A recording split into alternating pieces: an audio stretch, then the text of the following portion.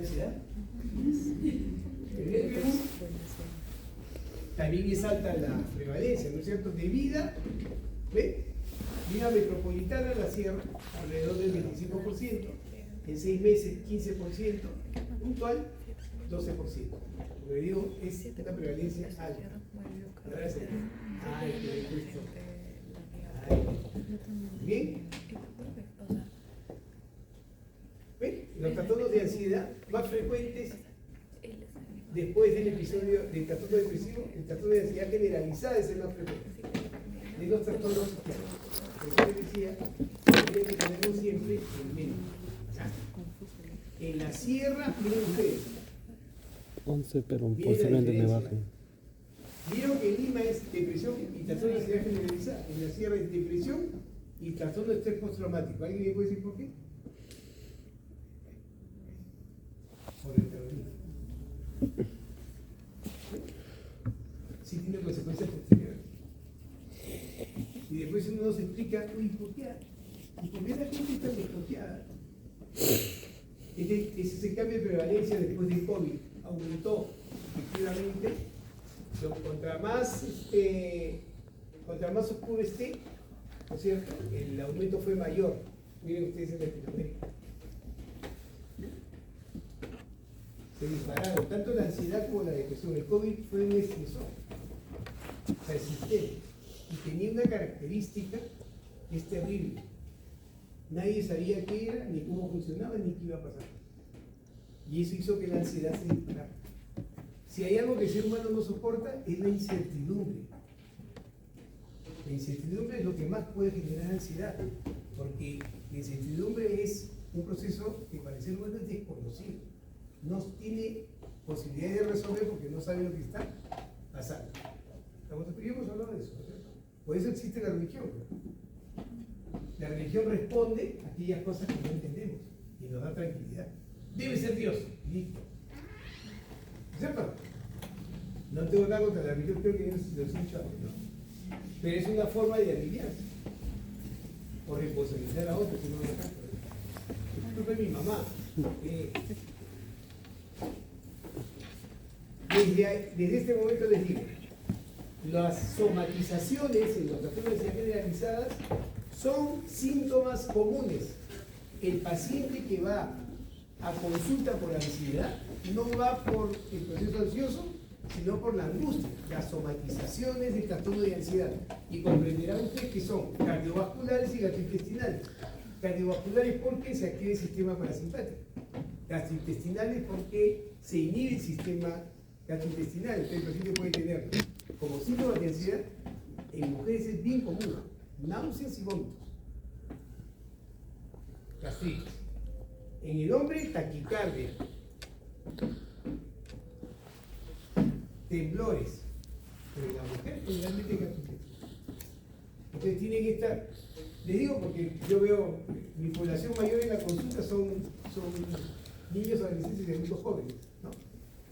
Y nos llegan los adolescentes mujeres, adultos jóvenes mujeres, que han dado la vuelta a todas las especialidades y por fin encontró un médico con criterio que le dijo, oye, esto es un problema de somatización,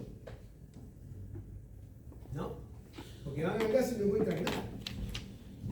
Claro, es difícil en medicina el diagnóstico de no tienes nada de la especialidad. Sí, y en las mujeres náuseas, mareos, vómitos es bastante común. Y coincide con que se acercan los procesos, por ejemplo en estudiantes se acercan los exámenes, que dijo, comienza a marearse, náuseas, ¿qué pasa? Y son somatizaciones de la ansiedad. No es que se esté haciendo, son parte de los síntomas. ¿Estamos de acuerdo? Sino que uno no los asocia con estos procesos.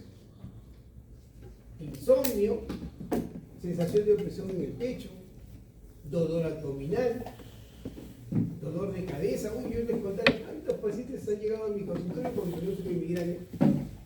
Nada. Bajan la ansiedad, se acaba la migraña.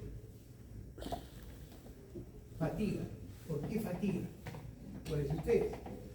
la ansiedad, vuelvo, es una función del sistema nervioso que te prepara a la acción. ¿Cómo te prepara a la acción? Optimizando el funcionamiento cerebral y del músculo estriado. Como yo voy a actuar para resolver el problema, hay un aumento del tono muscular. Estriado, ¿de qué músculos? De los antigravitatorios. Cuello, espalda alta, abdomen y inicio de las extremidades. El aumento del tono muscular en la ansiedad, por eso ese proceso no puede ser permanente. Por eso que cuando el estímulo se va, la ansiedad se apaga. ¿No es cierto? Pero si tengo un trastorno de ansiedad, la ansiedad sigue, el tono muscular sigue alto. Y eso produce gasto energético. Y genera fatiga. Y genera dolor osteomuscular. ¿De qué músculos? Los antigravitatorios. Cervical, espalda, abdomen, inicio de las extremidades. Diagnóstico diferencial y diagnóstico erróneo, fibromialgia. ¿No? Va al reumatólogo, no encuentra nada, fibromialgia. Condenó al paciente de por vida con la fibromialgia de por vida. ¿Y qué le dan? Siempre le dan lo mismo, pregabalina y duloxetina. La fórmula mágica. ¿Qué es la pregabalina? Efectivamente tiene un efecto analgésico, pero inicialmente se lanzó como un ansiolítico. ¿Qué es la duloxetina? Un antidepresivo de origen muy poco potente, tiene un efecto contra el dolor. Ahora sí debe cuál es la fibromialgia. Entonces, ¿quién estamos dando al paciente en realidad? Un antidepresivo y un ansiolítico. Y se resuelve la fibromialgia. No del todo porque no son potentes. ¿Estamos de acuerdo? Entonces, esos dolores son comunes, son características del proceso. ¿Se entendió hasta ahí? ¿Alguna duda? Más aspectos epidemiológicos. ¿Bien? Perdón, me lo olvidé. Miren, señores, es muy simple, ¿ya? No se complique. Además, estoy apuntando que esto ya lo han hecho. No puedo hacerles fisiología en el curso de psiquiatría. Estas son las regiones claves de la regulación de las emociones y la detección de amenazas. Comprenderán que es el factor más importante para determinar si la ansiedad se dispara o no. Porque este sistema es el que me va a decir, esto es peligroso, esto no lo hace. ¿Estamos de acuerdo? ¿Cuáles son entonces? La corteza cingulada anterior. ¿Se acuerdan de la corteza cingulada anterior? Está en la cara medial del hemisferio y rodea el cuerpo calloso. Por eso se llama corteza cingulada. Porque tiene forma de rodilla, ¿listo? Pues esto ya lo saben, ¿no? Les estoy diciendo para que se acuerden como referencia. Corteza cingulada anterior. La corteza prefrontal medial. Corteza prefrontal medial, corteza cingulada anterior, hipocampo, amígdala, ínsula. Rapidito, porque yo sé que ustedes son más pequeños. La corteza prefrontal medial es la que reconoce el evento y lo va a evaluar según todo el material vivido, ¿no? La experiencia, ¿no es cierto? Situaciones de peligro anteriores, todo. Eso me va a permitir la corteza prefrontal medial evaluar la carga de peligro. La corteza cingulada anterior es la que va a negociar entre lo que piensa la corteza prefrontal medial y lo que piensa la amígdala como estructura de emergencia. Porque si yo estoy en una situación de peligro, ¿qué es lo primero que se activa? La amígdala, ¿no es cierto? Se dispara la amígdala. Entonces la amígdala me va a empujar a la acción sin razonamiento. ¿Qué es lo que hace que se inhiba la amígdala y decide aguanta comadrita? Vamos a pensarlo. Es la corteza prefrontal medial. ¿Estamos de acuerdo? ¿Quién negocia entre las dos? La corteza cingulada anterior. Listo. Este es el consigliere. Este es el jefe. Y este es el matón que siempre quiere terminar todo. ¿Estamos de acuerdo? Ahí está la regulación. ¿Para qué sirve el hipocampo? Señores, el hipocampo, saben ustedes, es el que tiene la memoria, pero sobre todas las cosas el hipocampo es el que me va a poner en contexto, en el aquí y en el ahora. El hipocampo me dice, pues compadre, esto ya ha pasado, ya ha dado examen 1000 veces. Tranquilo, no pasa nada. Entonces el hipocampo va a convocar la información que yo ya tengo depositada para resolver. ¿Se entiende entonces? Corteza prefrontal medial es el jefe, la amígdala es la mano, el brazo armado del sistema, la corteza cingulada anterior es el consigliere, es el que hace que se pongan de acuerdo y el hipocampo me pone en contexto. ¿Listo? ¿Estamos de acuerdo? Fácil, ¿no es cierto? Entonces, ¿Qué se ha visto? ¿Cuál es el común denominador en el resultado del trastorno de todos los trastornos de ansiedad? Es que hay un desbalance entre la corteza prefrontal medial y la amígdala. En resumen, ¿qué pasa? La amígdala se independiza, no le hace caso al jefe. ¿Han visto esa película de la mafia? Que siempre alguien abajo se revela. Al final siempre termina muerto porque el sistema lo mata, ¿no es cierto? No hay forma de revelarse.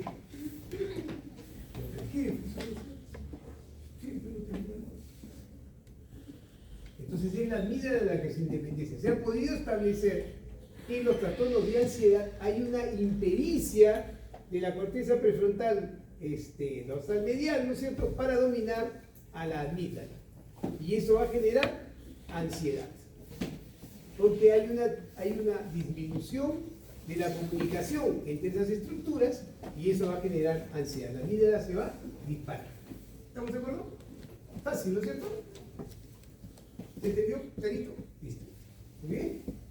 Entonces nos despedimos de mi compañero. Y ya está. Estos son los trabajos de investigación que demuestran lo que les estoy diciendo. La activación de la amígdala se ha encontrado claramente sobreactivada en trastorno de ansiedad generalizada, en trastorno de pánico, en trastorno de ansiedad social. ¿Listo? Demostrado. Entonces hay una hiperactividad amigdaliana con una disminución del gobierno de la corteza prefrontal, de la corteza prefrontal medial sobre la amígdala y del hipocampo sobre la amígdala, porque ni siquiera haciéndole recordar la amígdala, pero no te preocupes, ya lo hemos resuelto. No me interesa, yo lo encuentro igual. ¿Estamos? ¿Está claro, muchachos? Es una pregunta fácil de examen. ¿Cuál es la estructura en ansiedad que está sobreactivada? ¿No? El dedo gordo del pie, la nariz, las pestañas, la amígdala. ¿Estamos de acuerdo? Listo. Entonces, ya de acá pueden darse cuenta ustedes que ¿cuál sería la solución? Apagar la amígdala. ¿Cómo puedo apagar la amígdala? Directamente es imposible. Ahora les cuento. ¿Cómo es que la corteza prefrontal medial inhibe la amígdala? A través de la serotonina. Entonces, le digo antidepresivo, aumenta la serotonina, domino la amígdala. Me estoy adelantando, no lo vamos a ver. Pero así es fácil eso. Claro, yo puedo contarles 3 horas el gráfico anterior, ¿no? Del potencial de membrana, cómo baja, ¿no? Como el glutamato, puede bajar. Pero no vale la pena. Se supone que puede ustedes ya. Me olvidé. La ínsula. ¿Se acuerdan? Voy a regresar ya. Para que lo tengan claro. Acá. Ya. La ínsula. ¿Qué hace la ínsula? La ínsula es la encargada de la respuesta somática. ¿Se dan cuenta? ¿Quién manda a la ínsula primariamente? La amígdala. Porque si estoy en una situación de emergencia, se activa la amígdala y dice a la ínsula: oye, comadre, activa el simpático y dile al parasimpático que se calle. Eso es lo que hace la ínsula. Es la que se encarga de la parte corporal. Entonces, deducción. ¿Cuál es la estructura responsable de la alteración del sistema neurovegetativo en la ansiedad? La ínsula. ¿Estamos? Listo. Muy bien. Ustedes saben que mi experticia es esta, ¿no? Bueno, si alguien se ha molestado en googlearme, va a saber que yo soy un speaker internacional reconocido, yo hago con frecuencia de dictar conferencias. De hecho, no hubo casi sábado anterior porque organizamos un congreso. Pero lo que me piden hacer es esto: la neurobiología, la parte más fea del asunto. Pero se los explico a los asistentes, sea quien sea, igualito como les estoy explicando a ustedes. Primero hago toda la explicación engorrosa y después les hago el resumen que les estoy diciendo a ustedes. ¿Se entiende? Así es de práctico. ¿Ya? Entonces la ínsula está comprometida. Todos los estudios muestran eso, no hay problema. Entonces, este es un resumen de lo que les acabo de decir, ¿cierto? Corteza prefrontal medial, ¿no es cierto? Hipocampo, amígdala, eso es lo que está alterado. Corteza singular. Todo demuestra que lo que les estoy diciendo es chato, muchachos. Entonces, acá pues todas estas teorías que, no, lo que pasa es que tu mamá de chiquito te echó mucho palpito en el poquito y te quedaste cabrón. Les pongo un ejemplo. El trastorno por déficit de atención se acompaña en un 75%, ahora les voy a eso va a ser la clase de déficit de atención, el trastorno de ansiedad generalizada. ¿Saben a qué empieza? El trastorno de ansiedad generalizada en los pacientes con déficit de atención a los 3 años. ¿Cuándo un ser humano comienza a tener recuerdos de vida? ¿A partir de qué edad? De los 3 años. Entonces, ¿cómo tengo ansiedad a los 3 años si no tengo ninguna memoria de experiencia previa? Entonces, la ansiedad no tiene contenido vivencial, es primaria. Voy al psicólogo, ¿qué va a hacer el psicólogo? Va a buscar una causalidad vivencial. Pucha, para mala suerte del niño, la mamá pues levanta la hoja. Es la madre. Terapia para que la mamá baje la otra y el chiquito sigue igual. Porque no tiene contenido. La terapia sirve. No tengo nada contra los terapeutas. Es más, en mi instituto tenemos 20 terapeutas. Pero la terapia, como la medicación, tiene que estar bien dirigida. Tiene que tener un objetivo claro.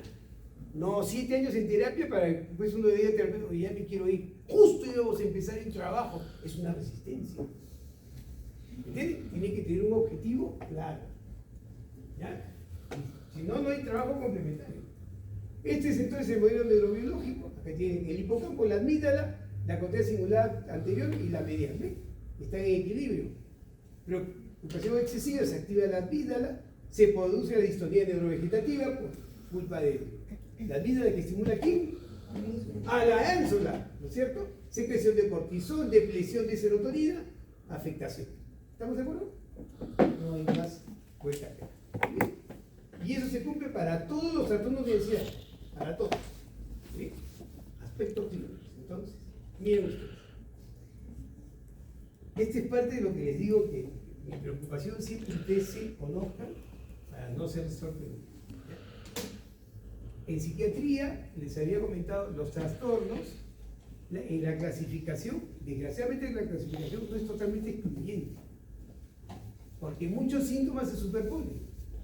Los síntomas de la ansiedad se superponen a los síntomas de depresión. Entonces uno tiene que tener bien claros los síntomas nucleares. Entonces la clasificación para cambiando. ¿Ya?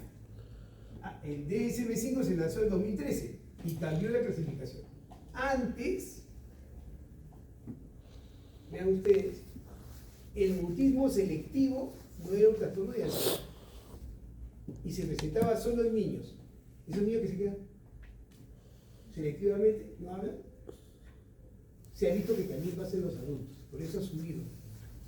Ansiedad de separación, antes se pensaba que solo le daban a los niños, no, también le da a los adultos, ha subido. Fobias específicas siempre ha estado, ansiedad social, agorafobia. Agorafobia era parte, la agorafobia era parte de los trastornos de pánico. Antes los trastornos de pánico se clasificaban. Trastornos de pánico con agorafobia o sin agorafobia. Pero hoy la agorafobia se ha separado de los trastornos de pánico, pero es una patología única. Trastorno de pánico, ansiedad generalizada. ¿Estamos de acuerdo? Los trastornos relacionados a traumas también estaban acá. En los trastornos de ansiedad ya no. El trastorno de estrés postraumático ya no es parte de los trastornos de ansiedad. Ahora tiene su propia autoría. Por eso tiene una clase aparte. Ahora, ¿ya? El trastorno obsesivo compulsivo era parte de los trastornos de ansiedad. Ya no. Ahora tiene su propia autoría. Ahora tiene su propio grupo. Eso debe pasar hace años, ¿sabes? No se parece nada a eso. Estos dos han salido y estos son los que han quedado. ¿Ya? Entonces, de repente, la próxima vez que nos veamos, de repente en la residencia de psiquiatría, los que de psiquiatría, les diga, cambió la clasificación. Pero lo importante es que sepan los que ¿estamos de acuerdo? No importa qué posición tengan. Trastorno de ansiedad generalizada. Ese es el más común. ¿Ya? Acá por lo menos hay 10 por trastorno de ansiedad generalizada. ¿Por qué es trastorno de ansiedad generalizada? Es una preocupación permanente por todo. Por todo. Por mis estudios, por mi familia, por la economía, por Dios, por la patria, por todo. Uno está preocupado por todo. ¿Ya? Esa preocupación tiene un tono alto de activación. Entonces tienen que entenderlo. Son esos compañeros que, señores, el examen es el 20 de este mes. Es el 20, ¿verdad? Es el 20 de este mes. Lleguen temprano, salgan. ¿Te dice su compañera? Dijo el 20, ¿no? ¿Segura? ¿Tú escuchaste el 20? Sí, dijo el 20, segura, ¿no? Él no sabe mucho. Él es más estudioso. Dijo el 20, ¿no? Sí, es un trastorno de ansiedad generalizada. ¿Conocen compañeros así? El cuestionario es el cuestionario 1, ¿estás seguro? A mí me parece que es el 2, no es el 1. ¿Seguro, no? Sí. ¿Escuchaste bien, no? Sí. Trastorno de ansiedad generalizada. Ahora, ¿cuál es la característica del trastorno de ansiedad generalizada? El trastorno de ansiedad generalizada no hace ataques de pánico, no hace crisis de angustia.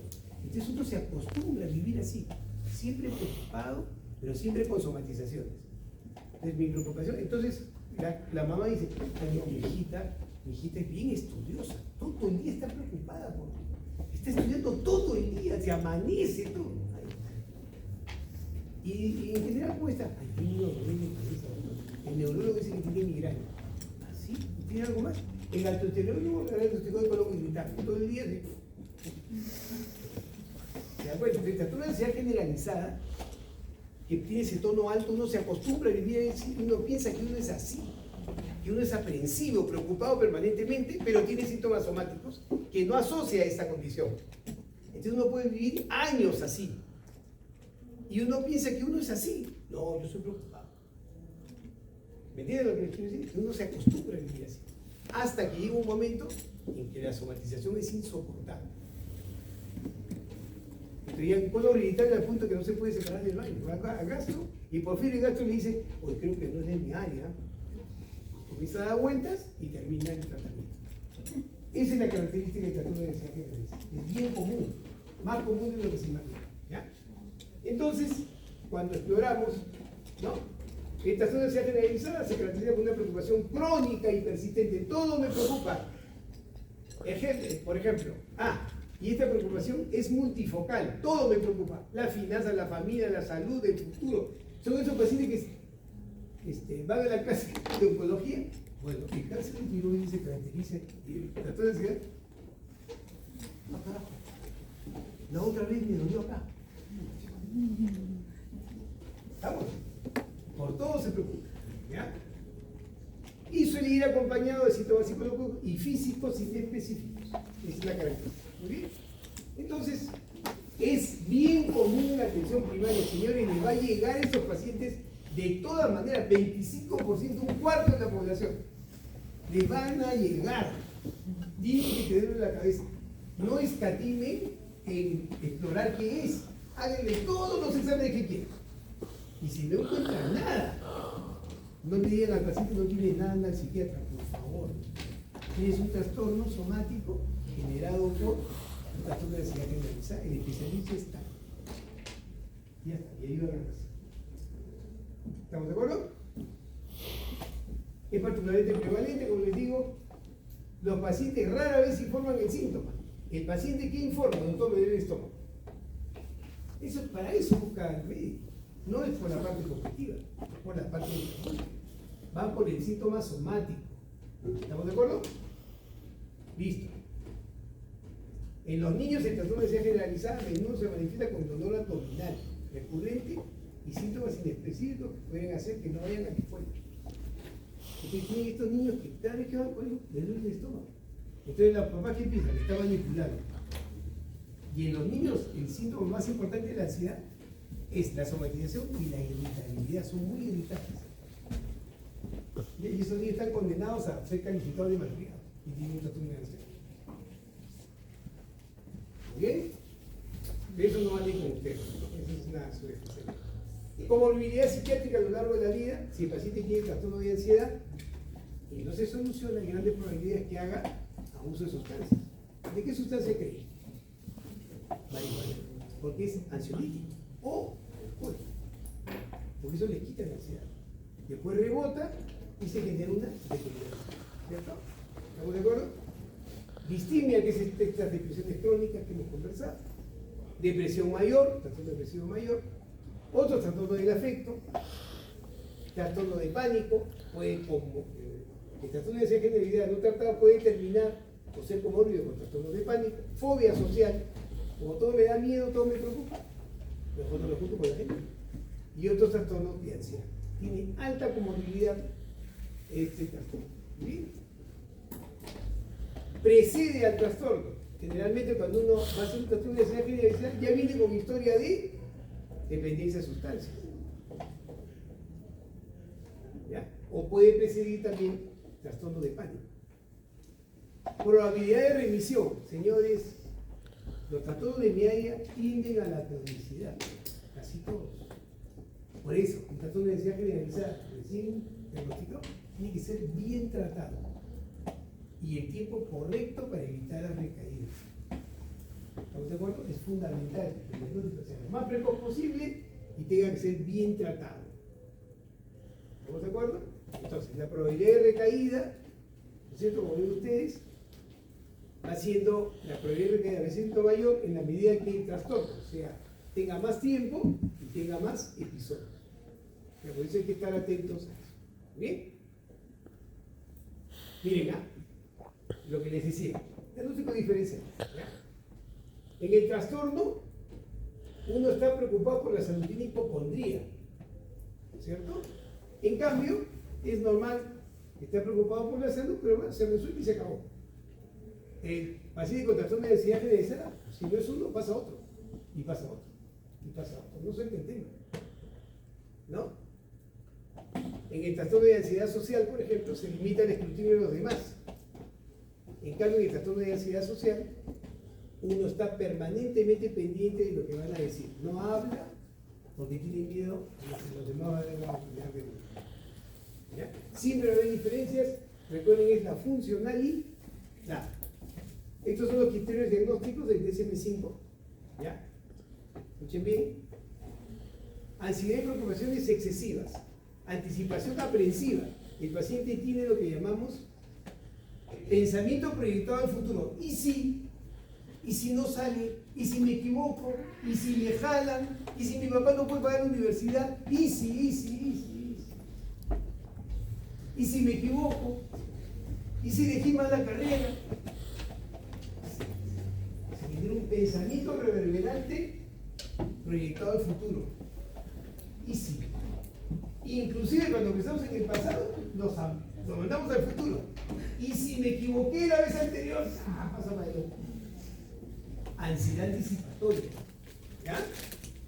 Anticipación aprensiva, que se produce durante más días de lo que ha estado ausente durante un mínimo de 6 meses. Tiene que tener esos síntomas por lo menos 6 meses para ser calificado como un trastorno de ansiedad. El individuo tiene problemas para controlar sus preocupaciones. Como les digo, la ansiedad se independiza. ¿Estamos de acuerdo? Se independiza. ¿Bien? La ansiedad y la preocupación se asocian de 3 o más de los 6 síntomas que les voy a mostrar acá. Inquietud o sensación de estar atrapado o con los nervios de punta, siempre facilidad para fatigarse, o sea, llega la noche como si hubiera tirado pico y lámpara, así haya tenido una clase. O lo que les acabo de hablar del tuto muscular. Dificultad para concentrarse o quedarse con la mente blanca. El paciente con ansiedad nunca deja de pensar. Nunca. Irritabilidad. Compañera, ¿qué? ¿Algo me decir? ¿Algo ha pasado? ¿No va a haber examen? Tensión muscular. Problemas de sueño. Dificultad para dormirse o para continuar el sueño. Entonces uno llega a la noche y sigue pensando. No se puede ya dormir. O si se duerme poco, se despierta. ¿Y es la hora del examen? Desde las 3 de la mañana. Pero recuerden, todo tiene que estar. No una sola cosa, es normal estar preocupado en el examen. Pero es un conjunto de síntomas. ¿Estamos de acuerdo? ¿Ya? La ansiedad, la preocupación, los síntomas físicos causan malestar. Debe haber disfuncionalidad. No debe haber otro factor que lo genere. Por ejemplo, consumo de drogas. Si yo consumo marihuana, la marihuana me va a relajar en el momento que la consumo y después la ansiedad va a rebotar por 3.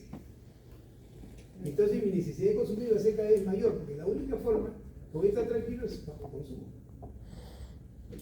Entonces, si estoy consumiendo marihuana es difícil hacer el diagnóstico diferencial con trastorno de ansiedad generalizada, entonces tiene que ser la historia, desde atrás, si eso estaba antes de consumir. ¿Ya? ¿Estamos de acuerdo? No se explica por ningún otro tipo de trastorno. ¿Ya? ¿Está claro, muchachos? ¿Alguna pregunta?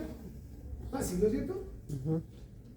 Tiempo prolongado, preocupación inespecífica, todo me preocupa, reverberación del pensamiento, pensamiento proyectado al futuro, síntomas somáticos. ¿Por qué va el paciente a buscar al médico? Con los síntomas somáticos. Paciente de tal edad que presenta, ¿no?, dolor abdominal con esta característica. Posibilidad diagnóstica. 1, 2, 3, 4. Fácil. ¿Estamos? Trastorno de pánico. Bien bonito el trastorno de pánico. Para hacer diagnóstico de trastorno de pánico, tiene que haber ataques de pánico. Para hacer diagnóstico de trastorno de pánico, tiene que haber ataques de pánico. Ojo, pueden haber ataques de pánico en otros trastornos. Si no hay ataque de pánico, en un trastorno de ansiedad, no es trastorno de pánico. Pero puede haber ataques de pánico en trastorno de ansiedad generalizada, por ejemplo. Entonces, ¿cómo diferencia? Ahora les voy a enseñar.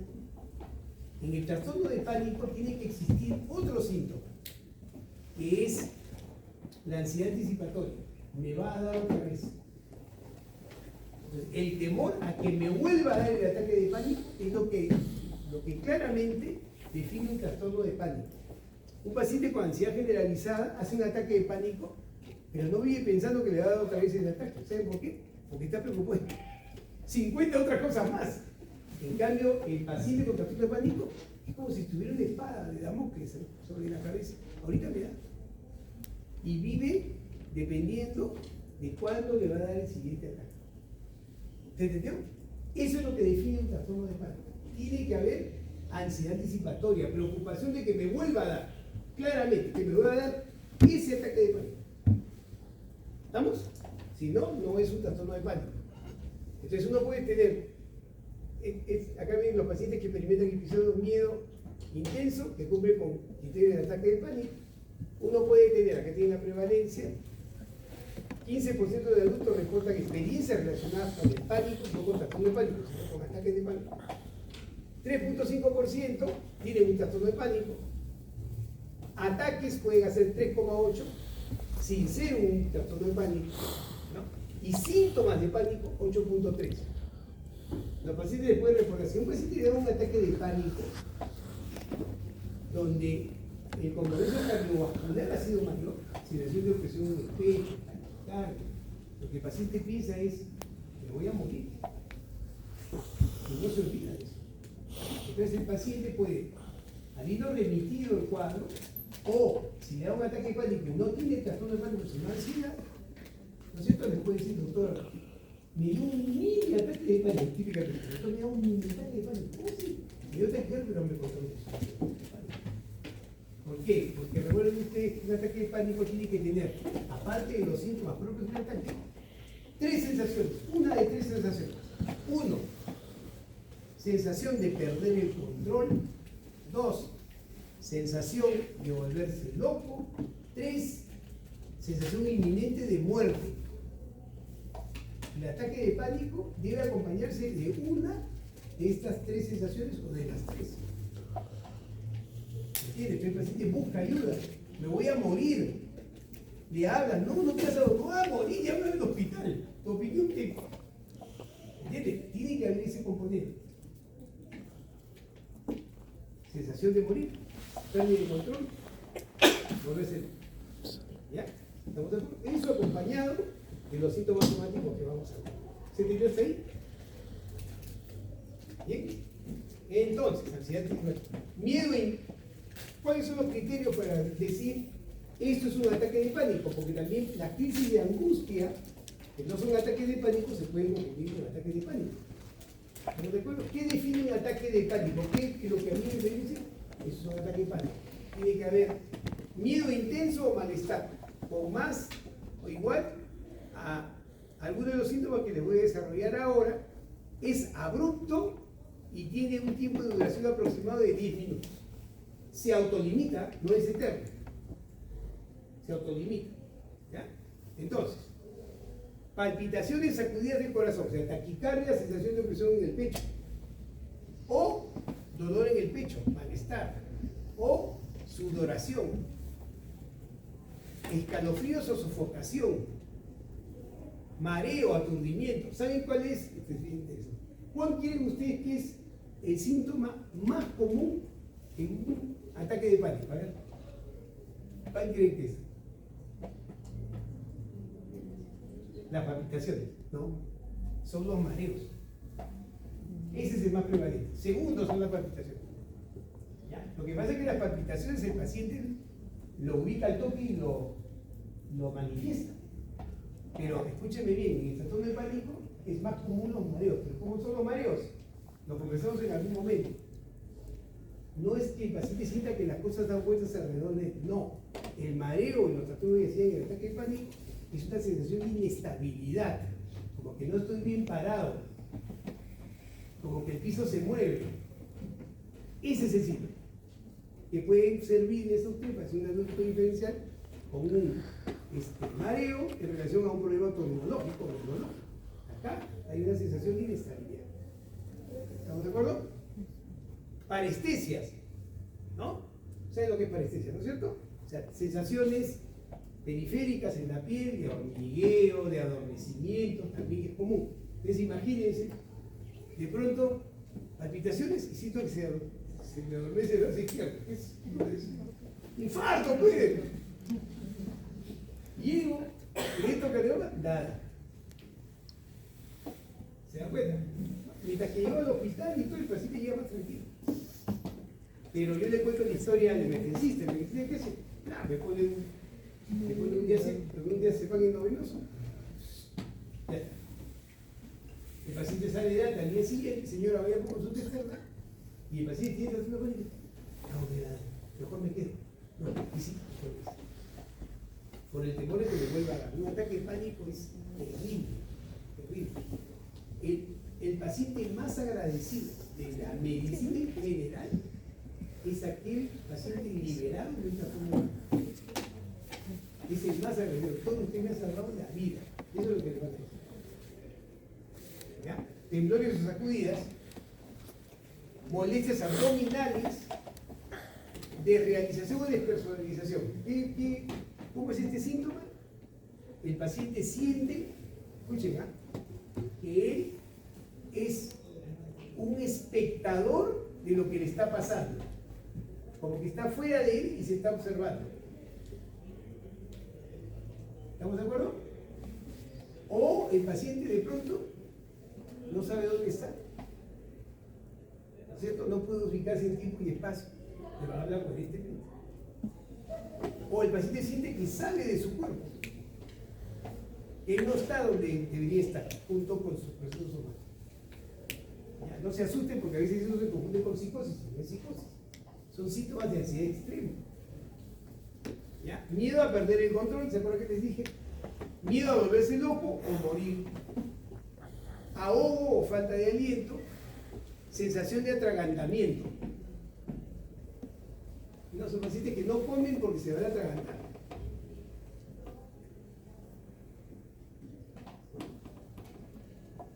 Y cualquiera de estos síntomas, como digo, 4 de estos síntomas, 10 minutos, sensación de volverse loco o de perder el control, es la característica. Eso es un ataque de pánico. ¿Ya? Síntomas predominantes, como les había dicho, acá está toda la lista que les he dado, ¿ya? Con las frecuencias. Mareo, palpitaciones. Y entonces, miren acá.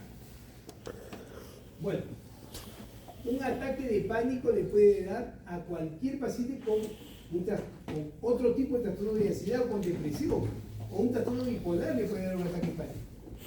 Pero no por eso tiene un trastorno de pánico. Entonces, en el trastorno de ansiedad social, por ejemplo, puede dar ataque de pánico. En el trastorno obsesivo compulsivo puede dar ataque de pánico. En el trastorno de estrés postraumático es recontra común que haya ataques de pánico, en la forma específica, a las arañas, al avión. Pero ¿cuál es la característica del ataque de pánico? Es inesperado. En todos estos, ¿ya? Generalmente el paciente ha ubicado el estímulo. ¿Ya? Pero acá, ¿saben cuál es lo horrible del trastorno de pánico? Que uno siente que le puede en cualquier momento, nada lo protege. Puede estar en su casa, en el trabajo, en la oficina, en el baño, en su cuarto, y le da el ataque de pánico. Es incertidumbre permanente que me puede dar en cualquier momento y nadie me va a proteger de esa situación. Eso es lo que diferencia cualquier otro ataque de pánico. La sensación permanente, no permanente, que me puede volver a dar. Puede haber en el trastorno de ansiedad generalizada, en los trastornos del estado de ánimo y otras condiciones no psiquiátricas. Por ejemplo, una intoxicación alcohólica puede producir un ataque de pánico. ¿Ya? Entonces, esta es la característica. Presidente, llama un tal Damocles, el padre Damocles, que no le quedan espadas, dice. No vive permanentemente.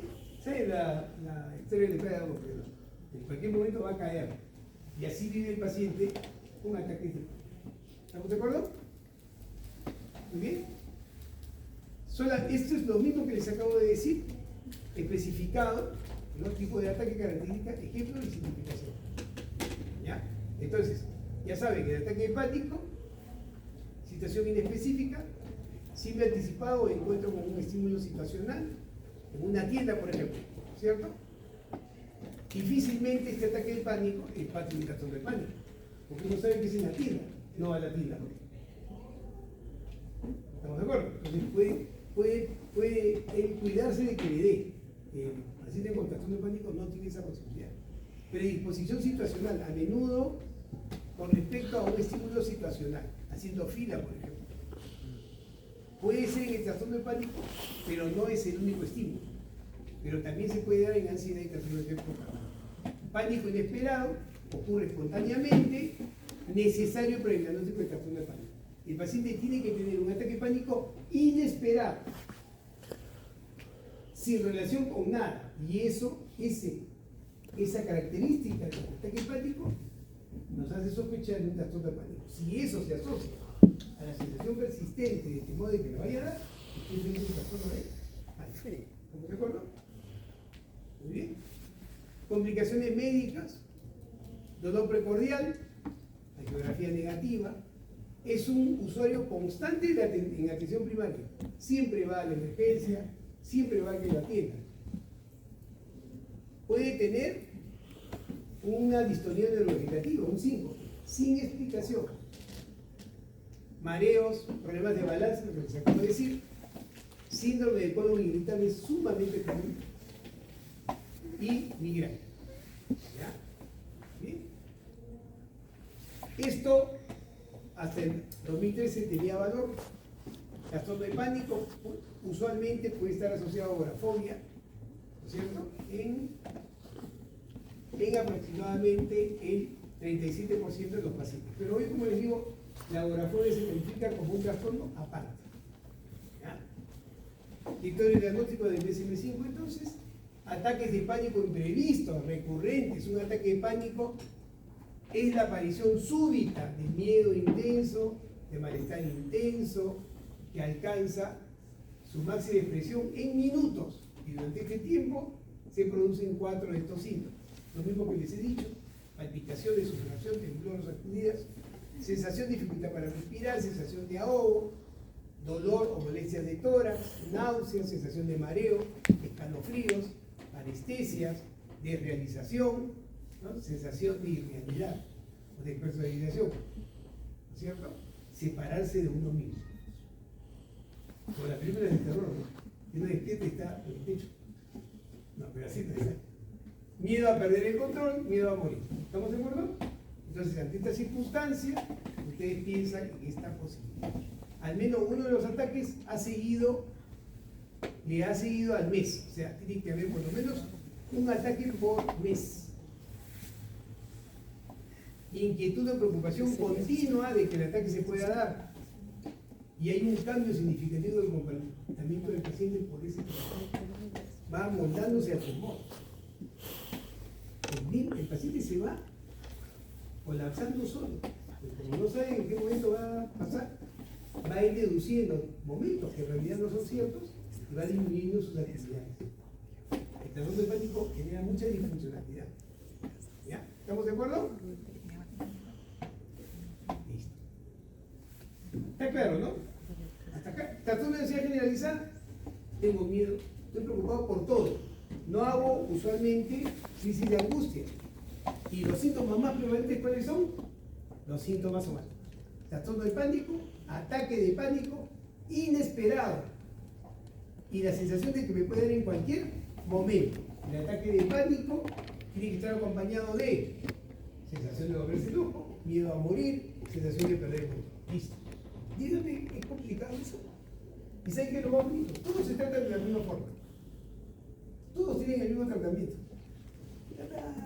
¿Sí o no, doctor? ¿Qué dice? ¿Mismo tratamiento? COVID. ¿En serio? Voy a anotar en mi instituto. ¿Sabes si es el más pedido de los residentes? No me han cuidado para nada. No se llamó la atención. ¿No?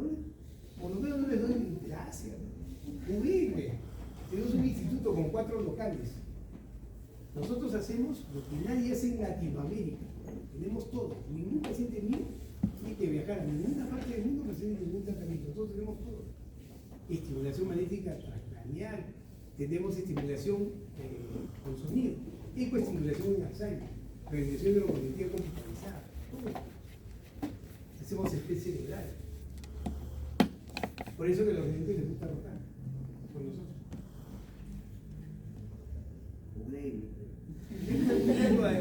A ese youtuber 30 veces porque se ríe 30 veces el mismo pata. Instituto de Neurociencias Aplicadas. Fobia social. Bien que la diferencia está clara, ¿no es cierto? No, hasta ahora no tiene por qué. Listo. Fobia social. Intenso miedo o ansiedad a las situaciones sociales, es bien específico, en las que el individuo puede ser analizado por los demás. Típico. Mañana tiene que exponer sobre tal tema.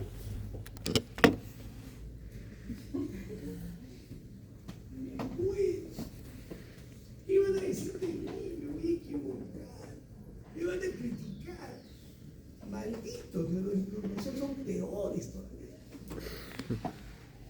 Pero me invitan a una fiesta y si me he visto mal me van a criticar. Que no son los compañeros de la universidad, tampoco son los amigos.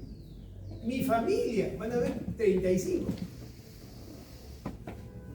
Fobia social, bien específica. El individuo teme ser evaluado, eso es. Temo que me critiquen, que me evalúen negativamente y eso es permanente. Puede ser inadecuadamente asertivos o excesivamente sumisos. El que tiene fobia social o es sumiso o es impertinente. Sumiso es lo que tú me digas. Con tal de no ser criticado, o hermano, la mancha va a ir a chupar. Yo no tomo, vamos tú. Y si me critican porque no tomo. O son impertinentes, ¿no? O hermano, ¿vas a tomar nosotros? El cuñado estoy borracho. Eso es una impertinencia. ¿Me entienden la diferencia, no? ¿Ya? Pueden mostrar posturas corporales excesivamente rígidas. Entran al salón. El salón está lleno. No, si el salón está lleno, no entran acá. Pero vamos a ver que se atreve. Entonces entran así.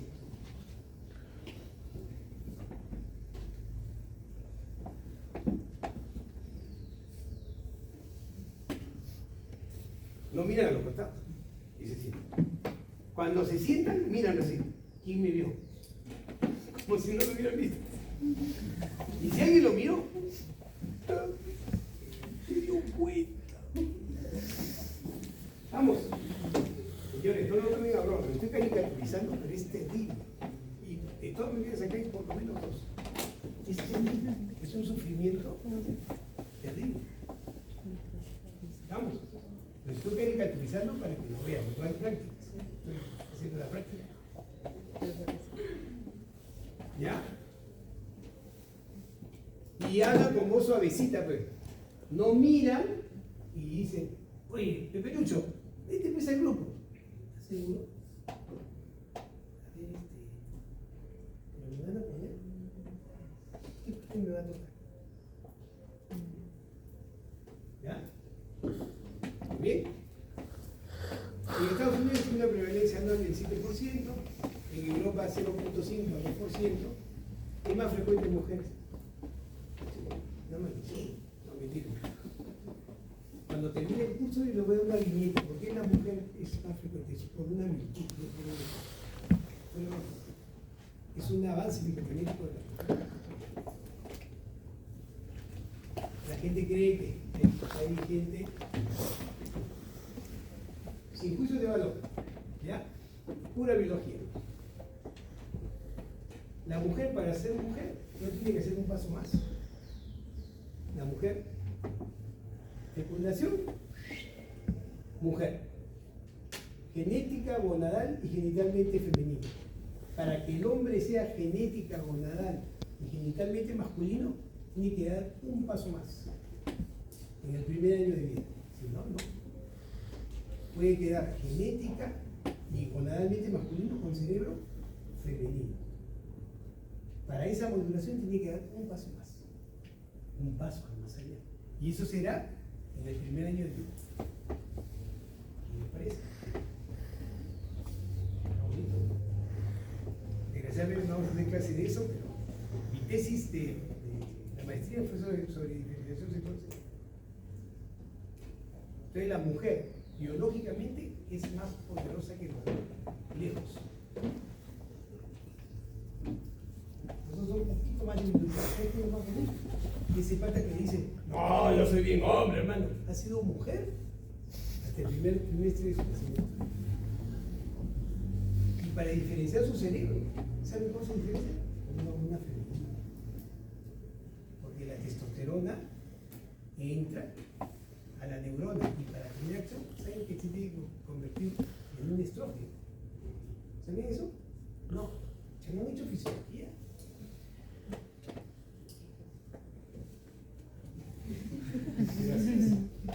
Nada es más femenino que el ser humano. Pues a mí me da risa cuando se mi mamá decía, hijito, así decía mi madre. No lo van a entender. Mi mamá decía, hijito, las cualidades que se pregonan dejan de ser cualidades. ¿Saben lo que es pregonar? Por eso no lo deben entender. Pregonar es anunciar. ¿Han escuchado alguna vez en tono musical? Voy a cantar un pregón. Ya. Un pregón es un anuncio.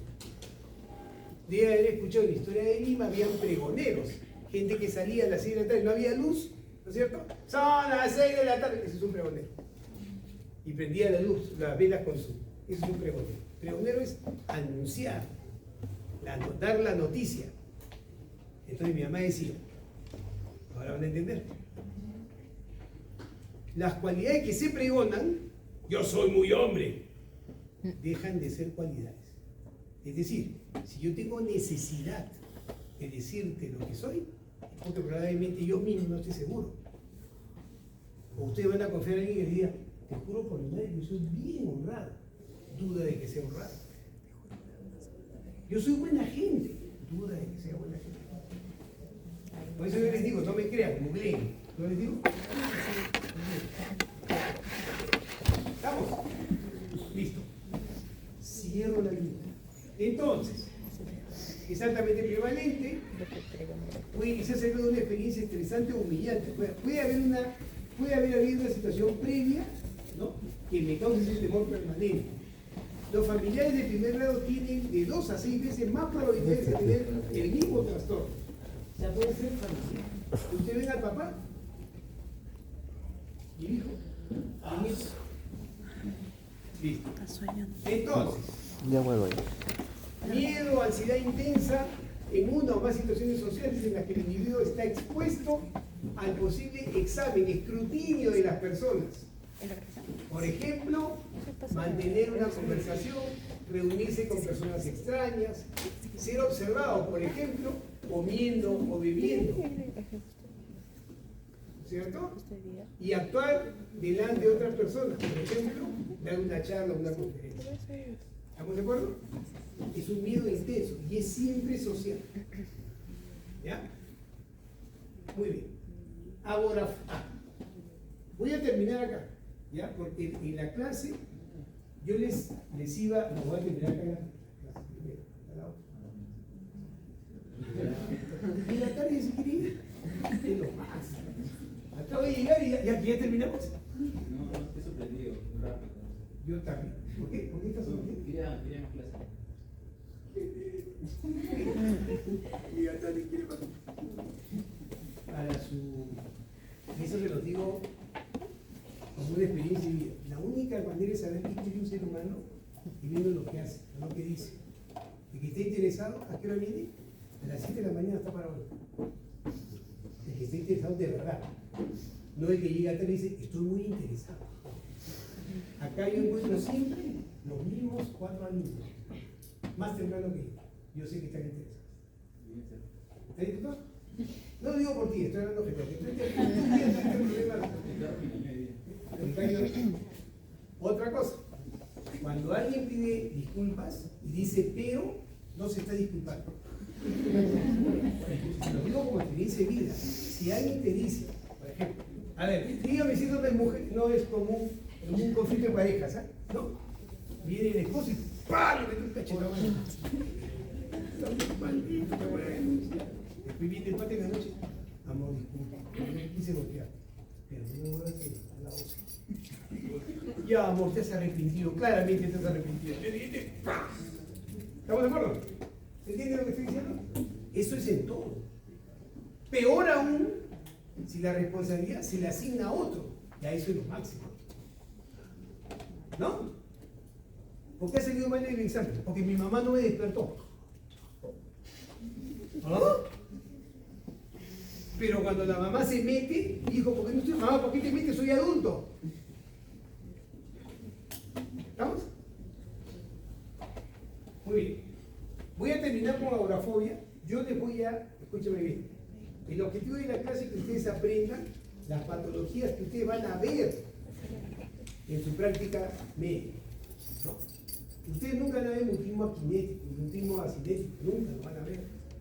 ¿No? Pero se los voy a dejar en la clase para que tengan curiosidad, lo lean. En el examen va a venir trastorno de ansiedad generalizada, trastorno hepático y fobia social, que es lo que van a ver ustedes frecuentemente en la consulta. No quiero que se llenen de información, ¿ya? Para que después esto sería, porque la prevalencia de los 3 primeros es tan alta, bien difícil que le llegue a un paciente cognitivo. ¿Estamos de acuerdo? Ese es bien. ¿Ya? Muy bien. Agorafobia, escúchenme bien, es el temor a estar en espacios abiertos o en espacios cerrados. Abiertos o cerrados. ¿Por qué? Porque ¿cuál es el principio de la agorafobia? ¿Cuál es el temor de una agorafobia? Que si pasara algo, no va a recibir ayuda. Típico de la agorafobia. Voy a una discoteca.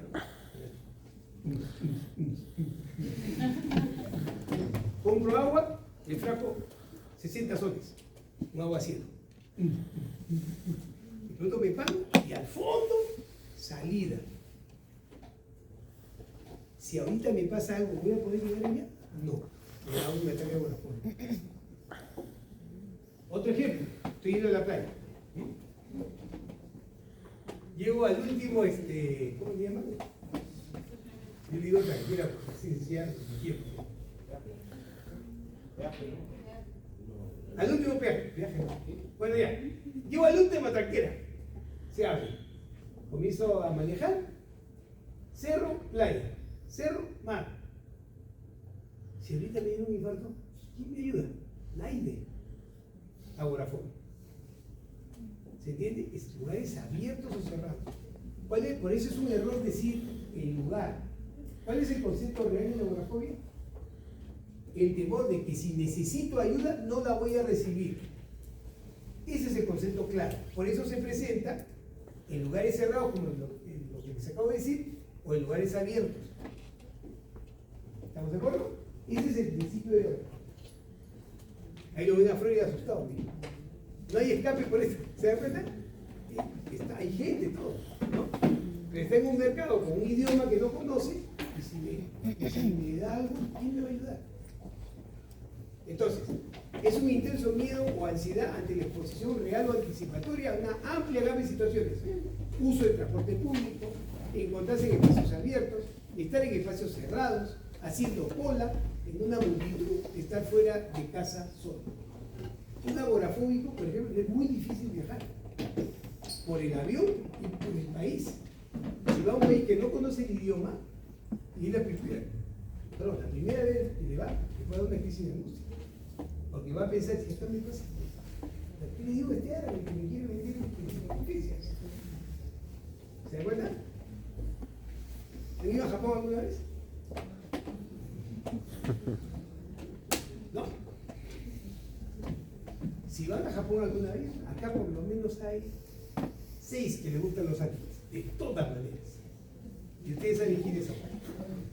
De todas maneras, ¿ah? Los animes o el K-pop.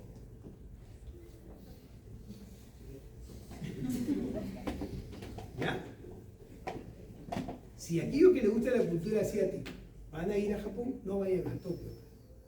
Bueno, si van a Tokio van a ver los animes caminando por la calle. Vayan a Kioto. Kioto es una típica ciudad japonesa como uno se imagina cuando piensa en el Japón, ¿no? Los lagos son planitos, alucinantes. Los árboles son así achatados. Los niños, alucinante cosa.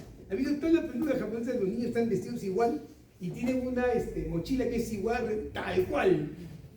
Tal cual. Y los museos más importantes de animes y de manga están en Kioto, pues no están en Tokio. ¿Ya? Pero en Kioto no encuentran un cartel que no esté escrito en japonés. Ustedes llegan, todo está en japonés. Nadie habla nada más que japonés. Ahí le diría ataque a un agorafóbico. No sabría cómo resolver. ¿Qué les parece? Así que si van, vayan con un traductor. Cuidado, no porque entienden el anime y creen que saben japonesa. No les gusta. Entonces les da ataques de angustia o pueden hacer ataques de pánico, ¿no es cierto? 1.7% de los adolescentes, y de los adultos más frecuentes que adolescentes. Las mujeres tienen el doble de probabilidad, mayor incidencia entre la adolescencia tardía y la adultez temprana, la heredabilidad es del 61%, generalmente hay antecedente familiar. Más de un tercio de los individuos con agorafobia permanecen completamente confinados en su casa y no pueden trabajar. La disfuncionalidad es bien alta. Miedo, ansiedad intensa acerca de 2 o más de las 5 situaciones. Uso de transporte público, espacios abiertos, espacios cerrados, hacer cola, estar fuera de casa. ¿Estamos de acuerdo? Esa es la característica del paciente con agorafobia. ¿Ya? Muy bien. Todo lo demás se los voy a dejar. Como ven, están todas las patologías, todas las que he nombrado ahí, están escritas. Pero como les digo, me interesa que conozcan las 3 que acabamos de hacer. ¿Ya?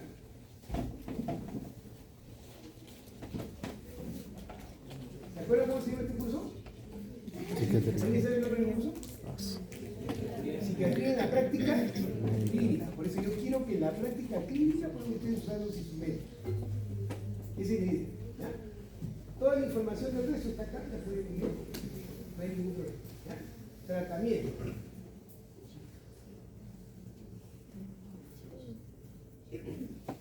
Muy bien.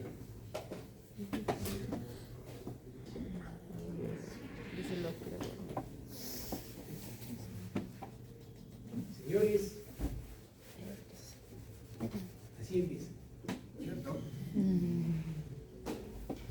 Vulnerabilidad persistente, parentales, ambientales. Ahí hemos visto que, por ejemplo, en la agorafobia la carga genética es alta, entonces hay una predisposición, o hay factores ambientales. Hemos visto, por ejemplo, que la fobia social, hemos visto, puede haber habido una situación importante que le genera el temor al paciente y se instala.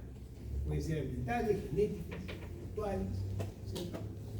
Y hay que estar dentro del desarrollo infantil, formación del temperamento, patrones cognitivos, afectivos, conductuales. Cuando un niño nace en un ambiente protegido y el apego es adecuado, es bien difícil que hagan el trastorno de ansiedad. Ya, pero el apego tiene que ser saludable. Difícil en estas épocas, ¿no? Difícil en países como el nuestro.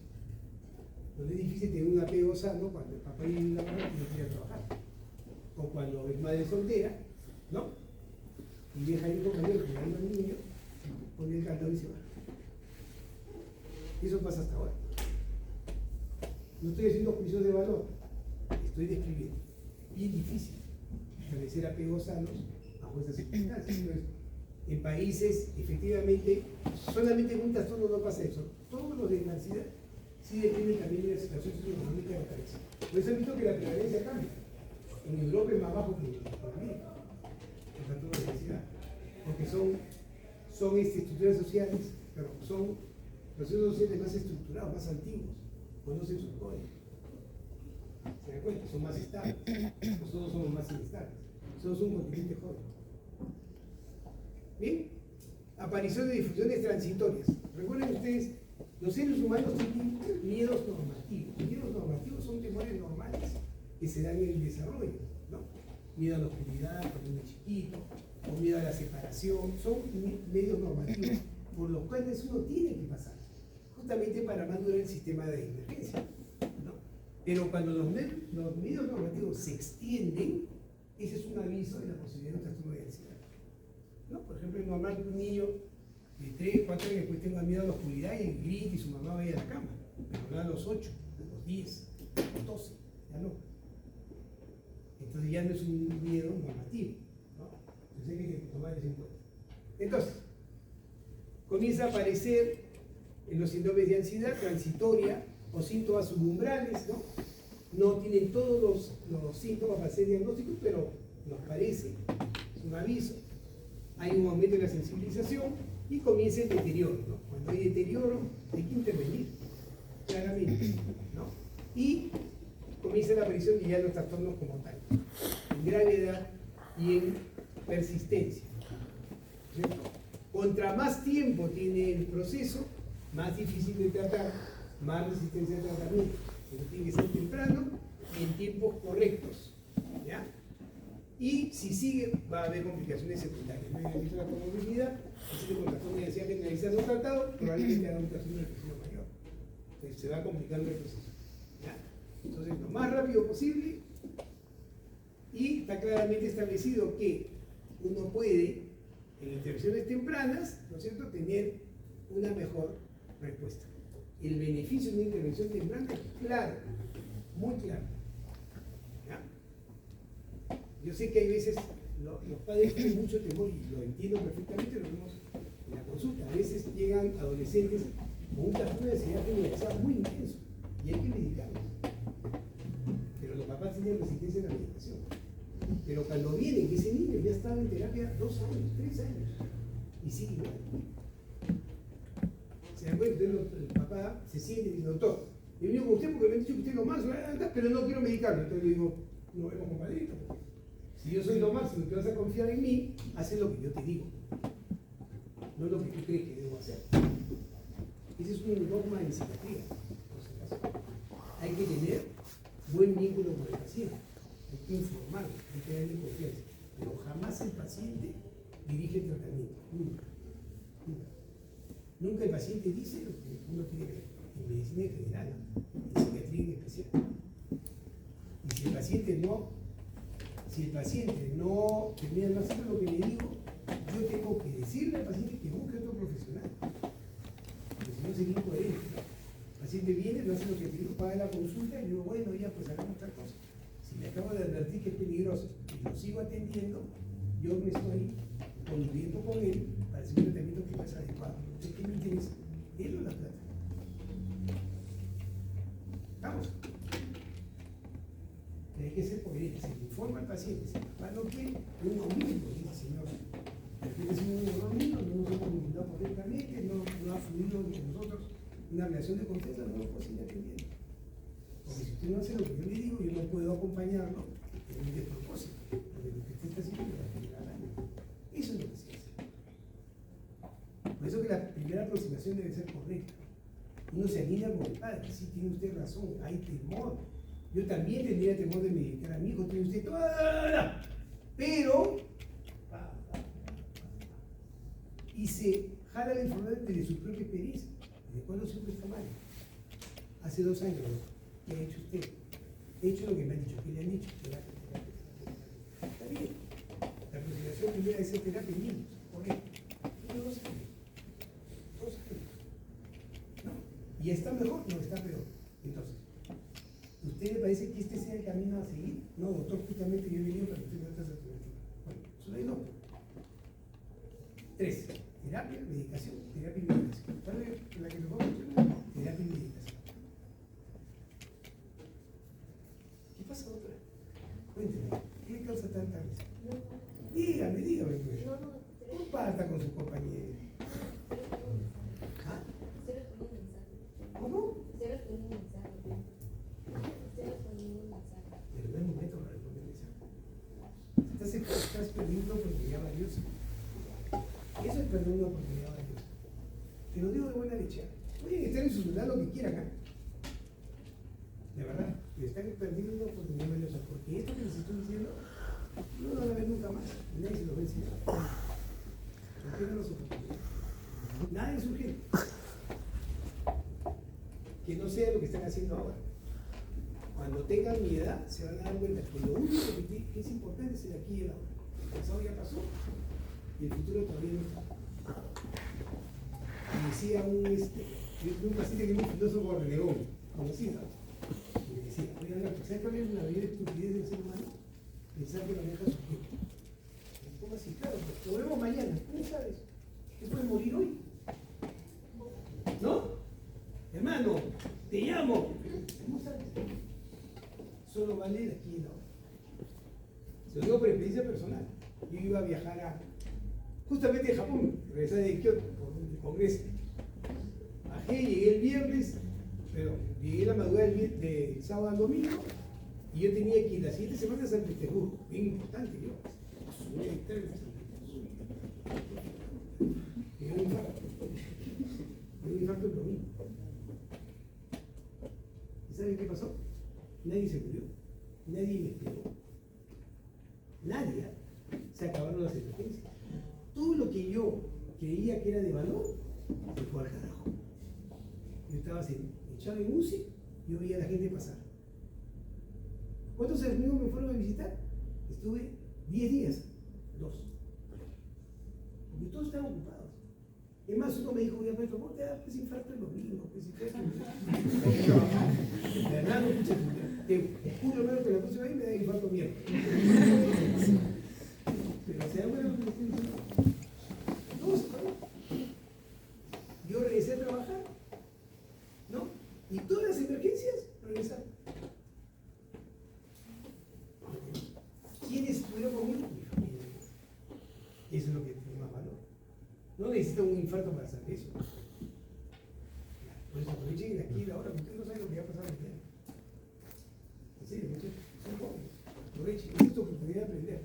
Afuera, nadie te va a enseñar. Nadie. Es más, va a haber gente que va a procurar que se equivoquen. Así que aprovechen, muchachos. Yo sé que es difícil, ¿eh? Con la tecnología ahora. Aprovechen. Porque algo no van a encontrar ni en el IA, en la universidad, ni en la experiencia. Eso no lo van a encontrar en nosotros. Y de cuando ustedes salgan, nadie les va a participar nada. Entonces, psicoeducación, señores, esto es bien importante. En todos los textos se debe encontrar terapia cognitivo-conductual, lo primero que hay que hacer es informarle al paciente. Tienes esto, tienes estas características, es de buen pronóstico. Si te tratas bien el tiempo correcto, eso es lo primero que le tienen que decir. Porque ese paciente con trastorno de ansiedad tiene miedo a lo que vaya a pasar. Si ustedes no le informan, el paciente no va a seguir el tratamiento. Y si lo que le van a dar tiene efectos colaterales, se lo dice. Le voy a dar a usted un inhibidor selectivo de recaptación sobre escitalopram. Efectos colaterales más frecuentes del escitalopram son los que presentan los pacientes, náuseas. Se puede enfocar un poco en eso. Y se le dice. Eso son los más sencillos, porque los pacientes que usted tiene, no se preocupe, se va entre el primer y el tercer día de tratamiento. Entonces, cuando pase, si pasa, es el paciente con ansiedad, ¿sabe lo que va a decir? El doctor tenía razón y ya sabe. O sea, que así como me dice que no va a pasar, lo que me dice que no va a pasar, no va a pasar. ¿Se dan cuenta? Entonces, hacen un enlace correcto. La psicoeducación en todas las especialidades, pero en especial en la nuestra, es fundamental. Claro, a veces hay que dosificar la información. No se le puede dar toda la información al paciente el primer día. Según cómo se vaya desarrollando el vínculo, ustedes van dando la información hasta que se la den completa. ¿Estamos de acuerdo? Entonces, psicoeducación. Informar, es lo que digo, informar de la eficacia tanto de tratamiento psicoterapéutico como farmacológico, elegir la modalidad de tratamiento en concordancia con la preferencia del paciente, siempre y cuando este rango esté dentro de lo racional. No es lo que diga el paciente. Me pongo de acuerdo con el paciente. En psiquiatría, el paciente, como cualquier otra especialidad médica, tiene que estar comprometido con su tratamiento. Tiene que estar convencido y comprometido, porque no va a funcionar. En psiquiatría, los tratamientos demoran en hacer efecto 7 a 21 días. El paciente no es como un antiinflamatorio, me duele la rodilla, lo tomas al día siguiente, no te duele. Pero uno confía, acá no es así. Entonces ustedes tienen que hacer un buen contacto con el paciente para que él siga el tratamiento. ¿Estamos de acuerdo? Entonces hay que informar. ¿Ya?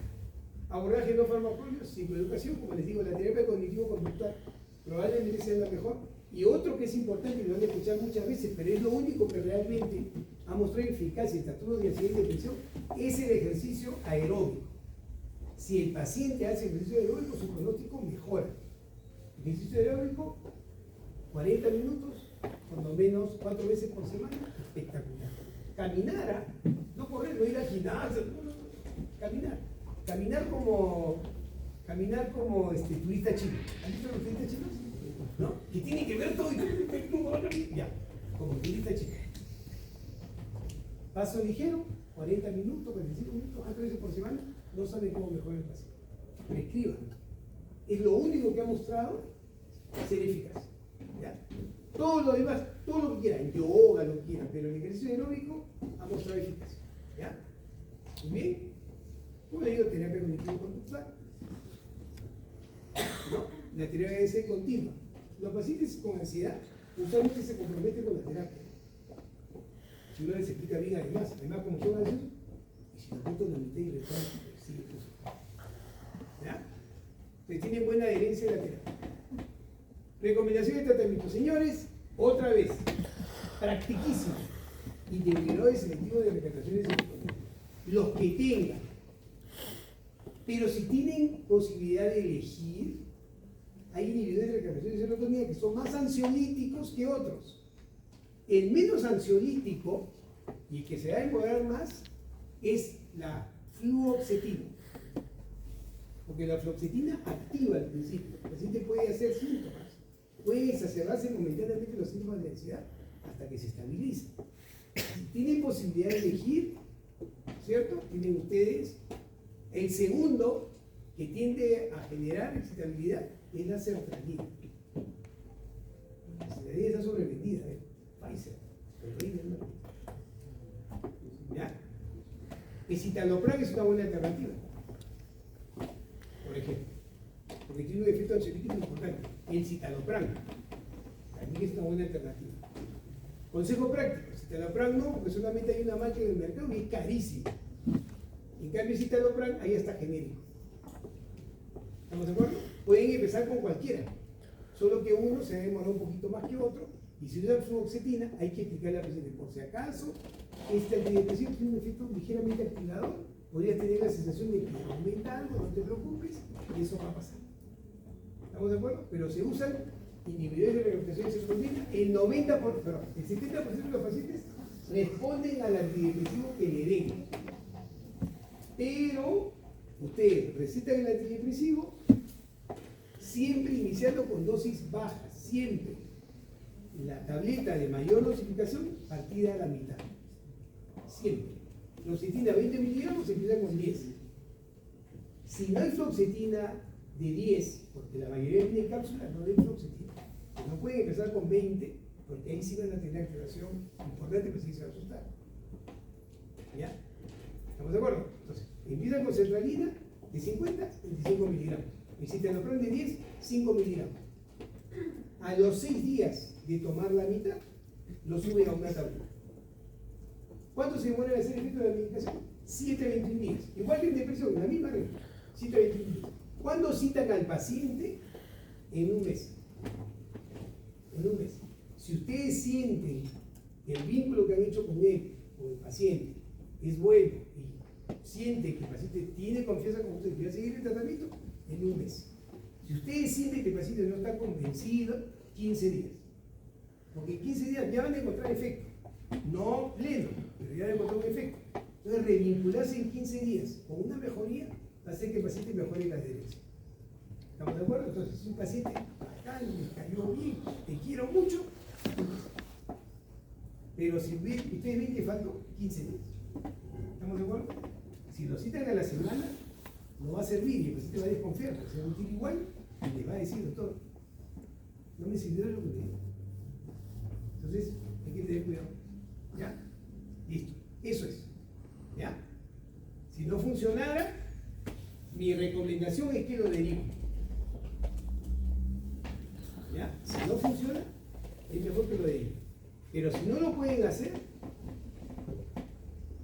¿qué es lo que hay que hacer? Viene el paciente en un mes, está, por ejemplo, 10 miligramos de citalopram, que es la mínima dosis terapéutica, y lo primero que tiene que hacer es agotar el fármaco. Sin temor, le explican al paciente, mírense, el rango terapéutico del citalopram es de 10 a 40 miligramos. Usted está tomando 10, la mínima dosis. Yo soy cuidadoso con mis pacientes, empiezo con dosis bajas, porque hay porcentaje que responde a la dosis baja. Pero no hay ningún problema en ajustar la dosis para que tenga más potencia y usted esté bien. Listo, lo que vamos a hacer es pasarlo a 20. Mire, estamos lejos de 40, no se preocupe, no es una dosis excesiva, aumenta la dosis. Igualito, 1,5 tableta por 6 días y después 2. Y va a estar mejor, bien difícil que no mejore con eso. Si el paciente regresa y no ha mejorado, yo le sugiero que mejor al especialista. ¿Ya? Porque ya ahí va a haber un poco de dificultad. Porque ¿cuál sería el siguiente paso? Aumentarle más la dosis. Ya no le va a tener usted. ¿Estamos de acuerdo? Ahora, si el vínculo de usted aquí es poderoso, no lo va a subir. Depende de usted, de su calidad para conectarse con el paciente. Si no funcionara, le cambian la familia a un dual. A un dual. ¿Ya? ¿Cuál es el mejor? La venlafaxina. ¿No recuerdo? La venlafaxina es el mejor. Es un inhibidor de recaptación de serotonina y noradrenalina. Pero igual, el cambio tiene que ser en escalera. Nunca suspender y poner. Nunca. Las tabletas de venlafaxina son de 75 miligramos. Recuerden ustedes que el miligramaje no tiene que ver con la potencia del fármaco, ¿no? Tiene que ser muy claro. 75 miligramos de venlafaxina corresponde a 10 miligramos de citalopram. Entonces, ¿qué hacen en escalera? Bajan el citalopram a la mitad de venlafaxina. 6 días, sacan el citalopram, la venlafaxina completa y lo observan. ¿Estamos de acuerdo? Listo. Muy bien. Si el paciente está muy ansioso, porque pasa, si el paciente no puede dormir en la noche, ustedes ven que en cualquier momento puede ser un ataque de pánico, entonces le van a recetar una benzodiazepina. ¿Estamos de acuerdo? ¿Cuál es la mejor de...? El anterior, ¿le puedo aumentar? ¿Se le puede tomar 2 a la vez? ¿Se puede tomar qué? 2 a la vez. ¿Cómo se Aumentar, por ejemplo, supralina con... estaba bajo, no recuerdo. ¿Te refieres al cambio? No, no. ¿O sumarlos? Sumarlos. Ya, es una buena pregunta. A ver. Ya. Con la clomipramina. No. No. A ver. Disculpen que sea tan tajante como el no, pero el no de verdad. Estos son los inhibidores.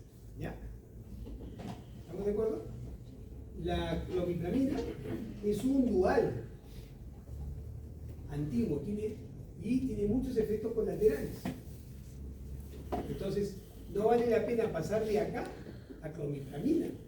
Clomipramina es la última opción, habiendo agotado los inhibidores de recaptación de serotonina y habiendo agotado los duales. Los tricíclicos se usan cuando realmente la ansiedad o la depresión son resistentes.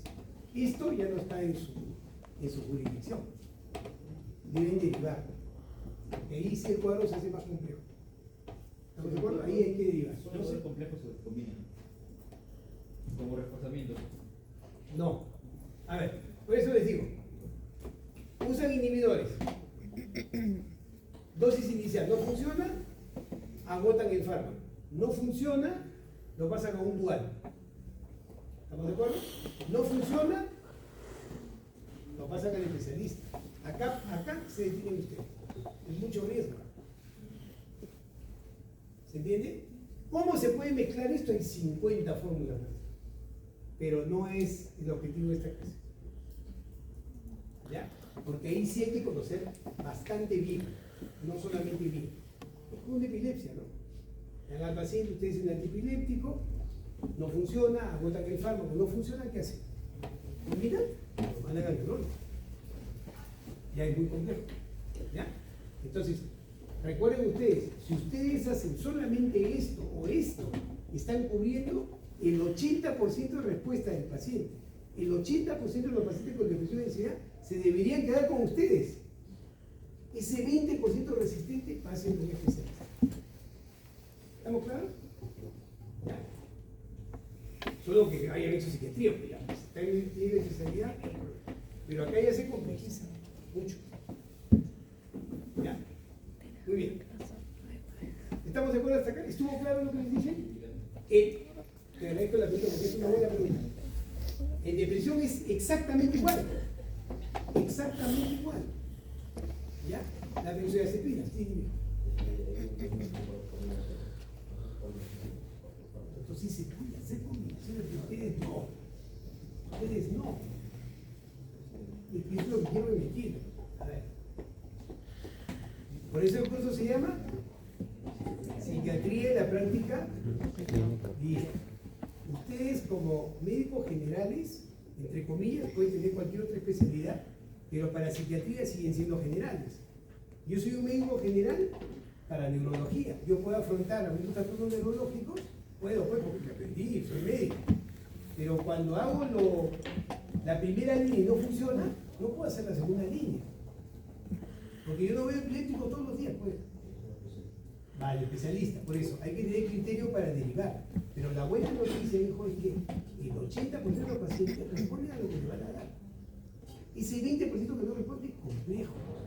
Entonces se necesita, como les digo, tener un conocimiento más ampliado. ¿Estamos de acuerdo? Ahora, si ustedes desean, podemos hacer un curso aparte de resistencia, de todo, ¿eh? Y les enseño resistencia, si alguien tiene interés. Pero no es objetivo de la clase. ¿Ya? ¿Estamos de acuerdo? Listo. Ah, ok. Acá, perdón.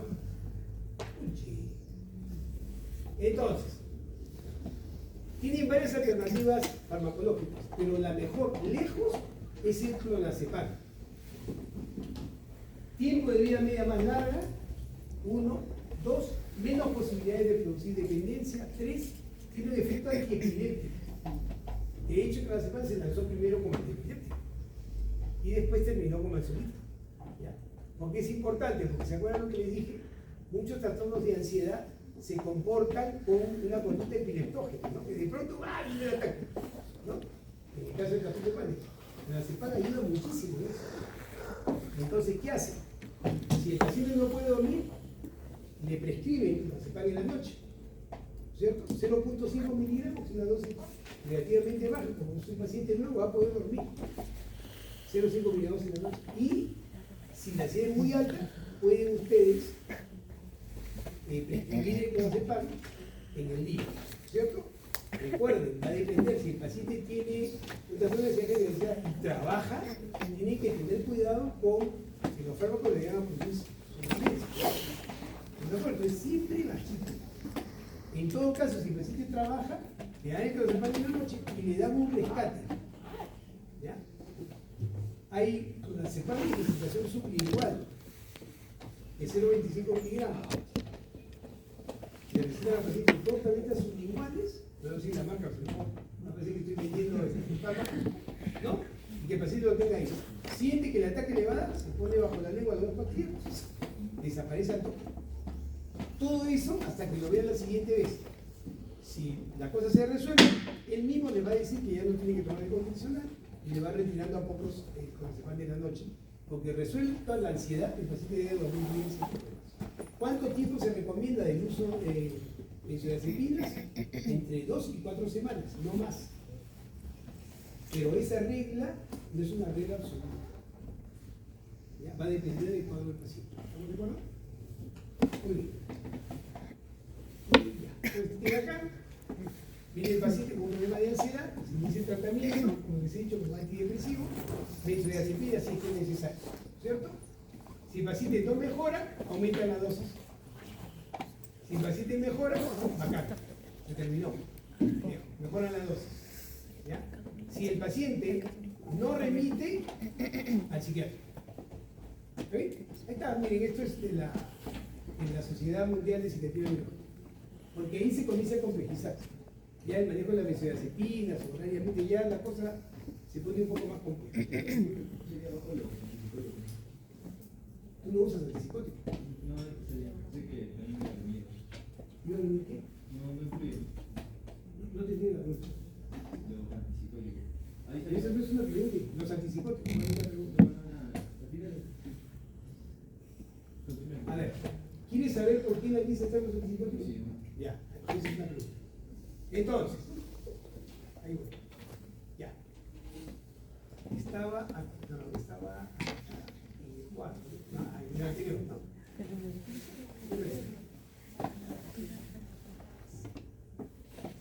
Ya, esto. A esto te refieres. Ya. Los antipsicóticos se pueden usar en trastornos de ansiedad, pero son trastornos de ansiedad resistentes. ¿Ya? La quetiapina es la más usada porque tiene efecto ansiolítico y en dosis bajas funciona como un inductor del sueño. ¿Ya? Pero si tiene necesidad de usar esto, ustedes no deben tratar a este paciente. El paciente con trastorno de ansiedad estándar funciona perfectamente con benzodiazepinas.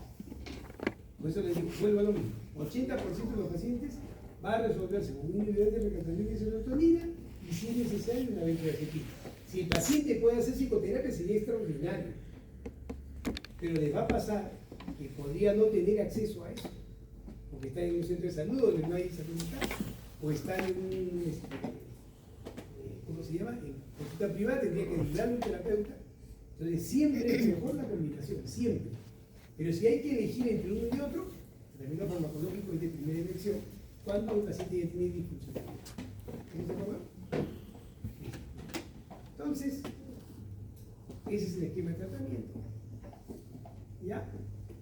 Este es todo esto lo puede leer usted. Ahí está. Plan gradual para el tratamiento de tratamiento estándar, si no fuera eficaz. Acá tiene las otras alternativas. ¿Ya? Pero como les digo, no es el objetivo ahora. Entonces tengo que usar mitazapina, quetiapina, ya. Estas son palabras mayores. ¿Ya? Pero se los dejo ahí. Si tienen curiosidad, lo pueden explorar y leer. ¿Ya? ¿Ven? Listo. Entonces, ¿cuándo derivar? Cuando no responden a los inhibidores ni a los duales. Listo. Al especialista. ¿Ya? Muy bien.